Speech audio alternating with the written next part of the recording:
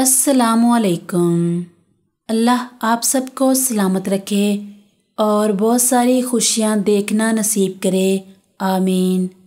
रात की बची हुई रोटी से 4 चीज़ें बनाने के आसान तरीके जानिए। अक्सर रात में रोटियां बच जाती हैं क्योंकि आम तौर पर घरों में रात के वक्त कम ही खाना खाया जाता है। इससे ख़वातीन परेशान होती हैं क्योंकि रोटियां बच जाती हैं और कुछ वक्त बाद वो इन्हें फेंक कर ज़ाया कर देती हैं।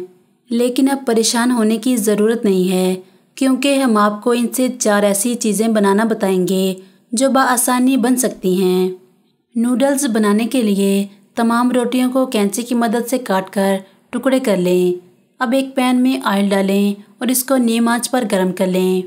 1 प्याज, 1 टमाटर और आधा इंच का अदरक का टुकड़ा काटकर पैन में डालें जब तक ये प्याज ब्राउन ना हो जाए। फिर इसमें 1 कप दही और आधा चम्मच अदरक लहसुन का पेस्ट शामिल करें और खूब भून लें।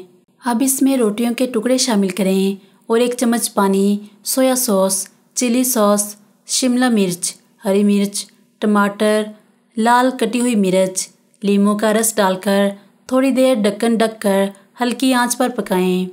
अब तैयार है मज़ेदार रोटी के नूडल्स। इस पर 1 हरी मिर्च और हरा धनिया डालकर खाने के लिए पेश कर दें। इसके अलावा सालन के लिए तमाम रोटियों को अच्छी तरह तोड़कर टुकड़े कर लें और एक प्याले में अलग कर लें। अब एक पैन में ऑयल डालें और इसको नीम आंच पर गर्म कर लें। फिर 1 प्याज, 1 टमाटर और आधा इंच का अदरक का टुकड़ा काटकर पैन में डालें जब तक कि ब्राउन ना हो जाए। अब इसमें 1 कप दही और आधा चम्मच अदरक लहसुन का पेस्ट शामिल करें और खूब सालन भून लें। फिर इसमें रोटियों के टुकड़े शामिल करें और 1 कप पानी डालकर थोड़ी देर ढक्कन ढककर हल्की आंच पर पकाएं। अब तैयार है आपका मज़ेदार रोटी का सालन।